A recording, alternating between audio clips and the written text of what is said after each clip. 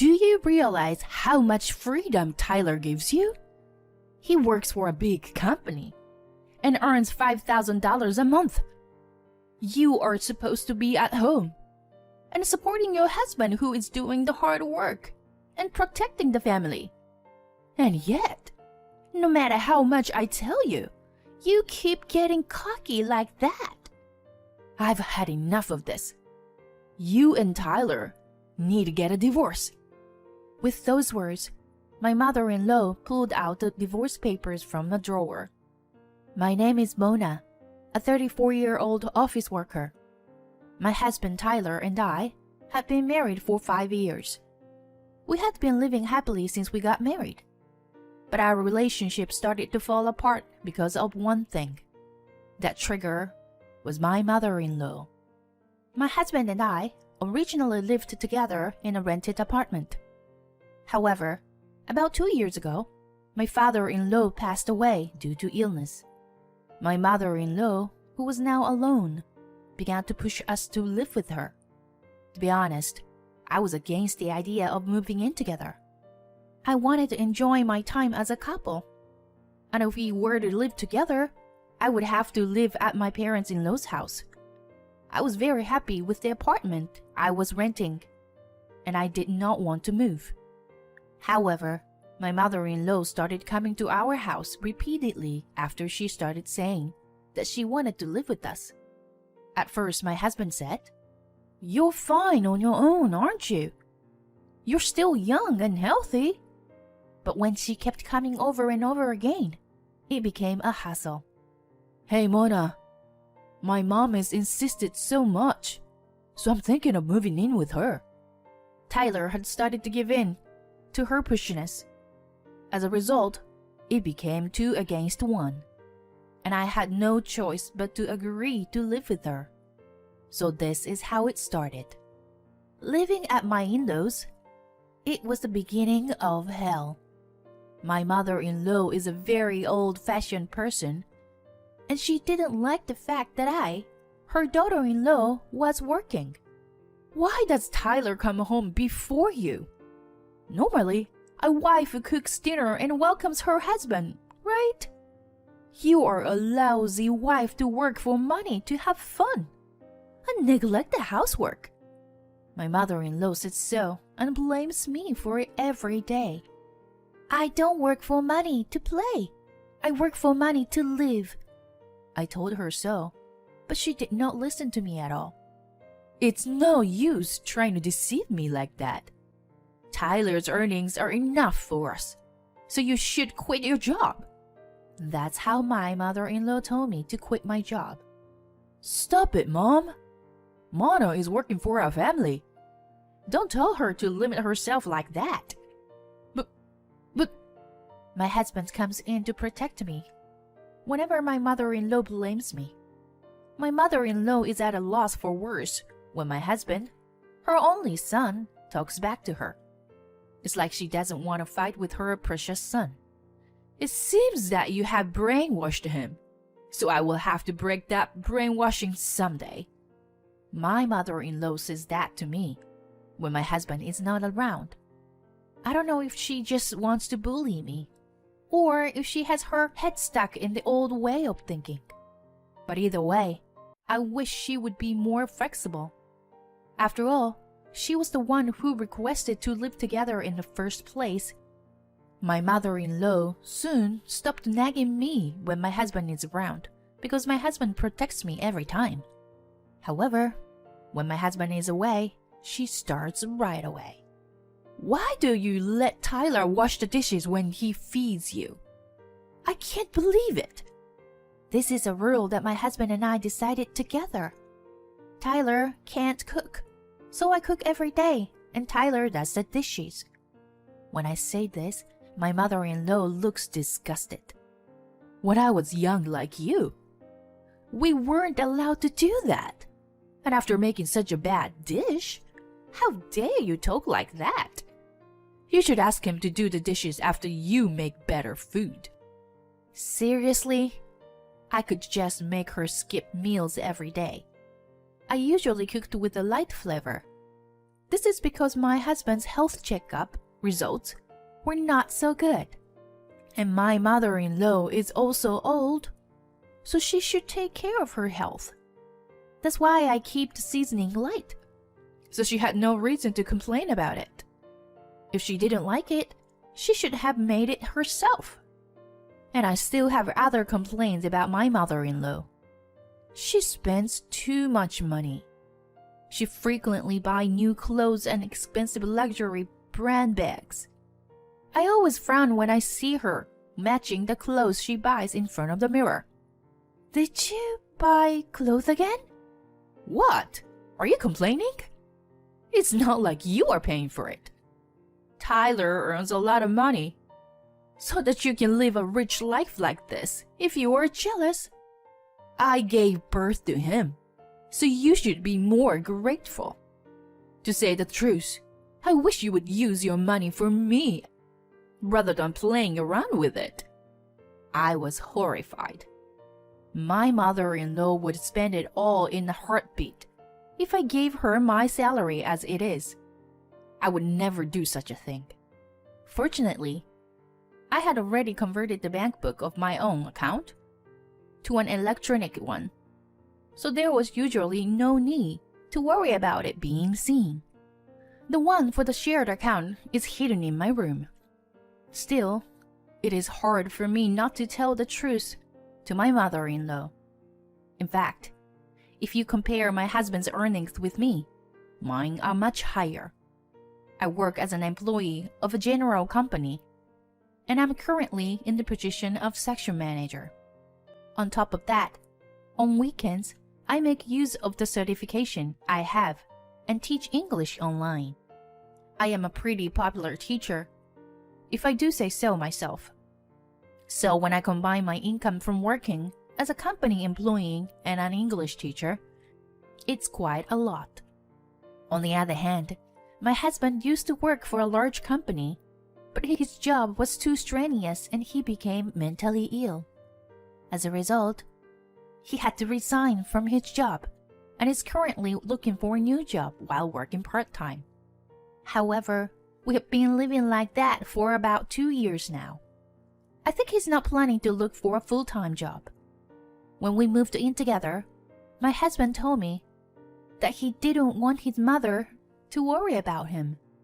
He asked me not to tell his mother that he had resigned from his job due to a mental illness. He said that if she found out, she might go to his former company to yell at them. I'm sure that his mother, who loves his son very much, would do something like that. I did as my husband asked and promised not to tell his mother about our income. However, she always says that my husband earns money to support me, when even her wasteful spending comes from my income. I don't understand why she treats me so poorly. Stress built up inside me little by little. Then one day, I received a call from a friend of mine who had not seen me for about 6 months because she was busy. I was happy to hear from her out of the blue. Hey, what's up? Oh, Mona, your husband hasn't found a new job yet, has he? No, he hasn't. Why are you talking about my husband? I was just driving through town on my way back from my client's place.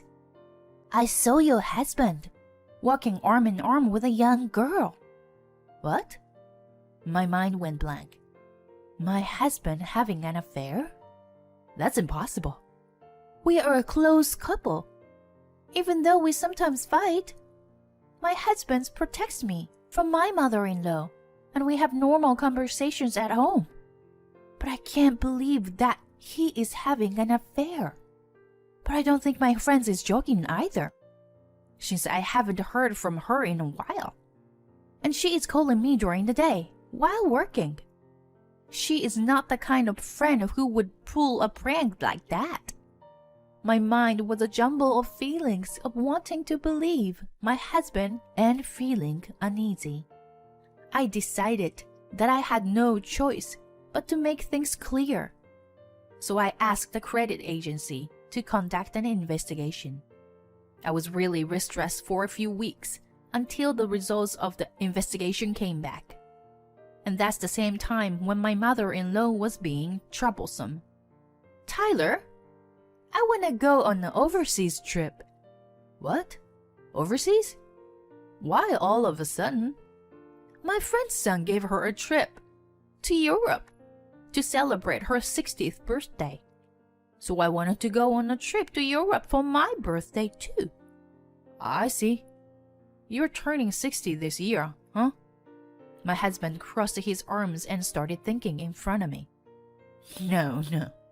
It's not your problem. I'm the one paying for it. And I'm absolutely against it. I was thinking such a thing in my mind. I was distrustful of my husband. But as long as there was no evidence yet, I tried not to talk about our income. Then, my husband agreed to do it. I couldn't help but butt in. "Wait, Tyler! Don't just decide on that without asking me. A trip to Europe costs a lot of money, you know," I said in a slight panic. And as always, my mother-in-law started to attack me. "What? I didn't ask you for anything. I'm asking Tyler. You don't bring money into the house, and you don't even do the housework, so don't interrupt me," she shouted. And then she continued. Do you realize how much freedom Tyler gives you? He works for a big company and earns $5,000 a month. You are supposed to be at home and supporting your husband who is doing the hard work and protecting the family. And yet, no matter how much I tell you, you keep getting cocky like that. I've had enough of this. You and Tyler need to get a divorce." My mother-in-law told me to divorce my husband. This surprised my husband as well as me. "What are you talking about? Don't decide our divorce. Tyler, you were deceived by this woman. She's just using you for her own convenience. If you stay with her, you will be unhappy. So, break it off." Saying this, my mother-in-law pulled out the divorce papers from the drawer. My husband, who didn't think she had even prepared such a thing, was obviously surprised. "Mom, come on. Why do you even have divorce papers ready?" My husband apparently has no intention of divorcing me. At the time, I had a faint hope. I thought that the reason my husband did not want to divorce me was because he loved me, and that what my friend had seen was someone else. I wanted to believe that my husband was not having an affair, and that he was thinking of me and only me. I wanted to believe that. So I refused to sign the divorce papers, just as my husband had refused. However, my faint hopes soon went down the drain.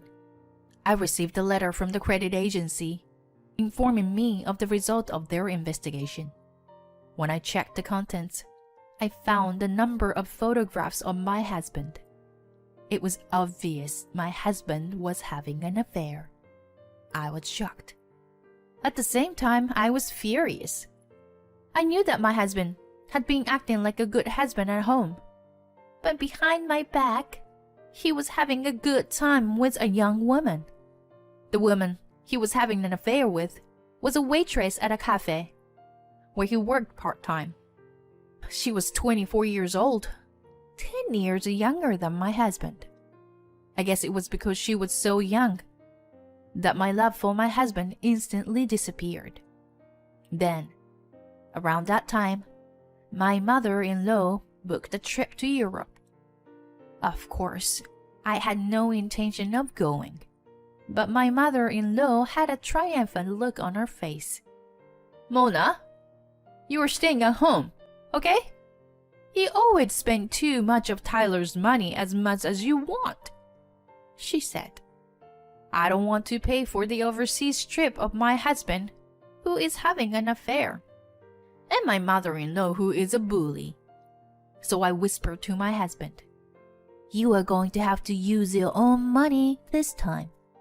My husband got quite upset and whispered back, "Wait a minute. It's a married couple's business, so you'll have to pay for it." It seems that he intends to rely solely on me. Now, it was clear that my husband only sees me as a convenient housekeeper who earns money for him. "I'm divorcing you." "What? Why? Divorce?" I had said this in a voice that even my mother-in-law could hear, and she brought me the divorce papers with a very happy look on her face. "So, you finally decided to move out of this house. Isn't it great news, Tyler? Now, you won't have to throw your money down the drain." Tyler could not seem to tell the truth to his mother because he had kept it from her for so long. He signed the divorce papers under his joyful mother's presence. "I'll take it and file it at the office," I said as I packed up my belongings to leave. My mother-in-law grinned triumphantly and said, "I want to help you even if you were in debt," and walked me out. My husband had his head down without saying a word. I went back to my parents' house, filled out my part of the divorce papers, had my parents sign the witness box, and submitted the divorce papers to the government office. Then, of course, I sent a content-certified letter through my lawyer to Tyler and the affair partner's workplace. I blocked his contact information, and he could not contact me even if he needed to. But instead, he came to my parents' house alone. I didn't want to see him, so my father handled it. Tyler insisted that he couldn't pay alimony. I guess he had not told his mother anything yet, seeing that she was not there. My father turned Tyler away without question, so I never had to see his face. And he made him promise to pay me through my lawyer, even if it was in installments. But then, about 3 months later, this time, my ex-mother-in-law and my ex-husband came to my parents' house together. I was living at home at the recommendation of my parents, so I was there just when they came. Again, my father handled the situation first. My mother and I listened and watched. Then I heard my ex-mother-in-law screaming, "Why have all the lifelines in our house stopped? Your daughter must have done something. She's not taking Tyler's salary, is she?" I heard such a voice, and I was impressed how this woman could be so confident. She never admits that her own son is at fault, and she just wants to make me the bad guy. I kind of felt sorry for my ex-mother-in-law and decided to show my face in front of the two of them. When my ex-mother-in-law noticed me, she widened her eyes and yelled at me, "You finally showed your face. You put both Tyler and me in a lot of trouble. I don't know how you did it, but you gotta get the power and water back on. I didn't even get to go to Europe for my 60th birthday celebration because of you. I would like to calmly tell you that I am not in charge of paying utility bills and so on. After our divorce, I leave all that to Tyler. If the lifeline is stopped, it's because Tyler's salary isn't enough to pay it, isn't it?" When I said this, my ex-mother-in-law raised her voice. "Are you stupid? Tyler works for a big company and earns $5,000 a month. How can he not be able to pay the bills?" Apparently, Tyler hasn't told his mother after all. I showed her my tax slip to show her the reality. This is my income from my company, and this is my income from teaching English online. You teach English?"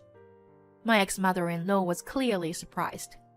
Then she took a close look at the withholding tax slip, and her eyes widened.